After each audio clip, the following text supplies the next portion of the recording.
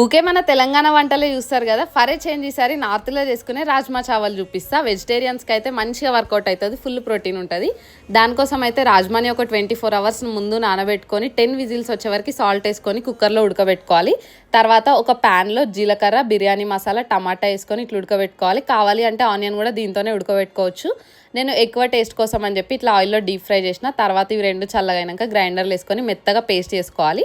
అప్పుడు సేమ్ ప్యాన్లో మళ్ళీ ఆయిల్ వేసుకొని ఈ ఉడకబెట్టుకున్న పేస్ట్ వేసేసి కారం వేసుకోవాలి.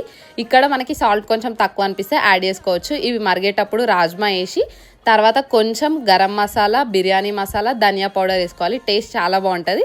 ఇట్లా మంచి ఉడికి వాటర్ అంతా దగ్గరకు వచ్చేసిన తర్వాత లాస్ట్ దింపే ముందు ఇట్లా కసూరి మేతి వేసుకొని దింపితే పర్ఫెక్ట్గా రాజ్మా చావల్ కర్రీ రెడీ అయిపోతుంది. చాలా టేస్టీ ఉంటుంది. కొంచెం అట్లా లెమన్ పిండుకొని ఆనియన్తో కలిపి తింటే టేస్ట్ అయితే అద్దిరిపోతుంది. మీరు ఎప్పుడైనా ట్రై చేస్తే కామెంట్ చేయండి, నచ్చితే సబ్స్క్రైబ్ చేయండి.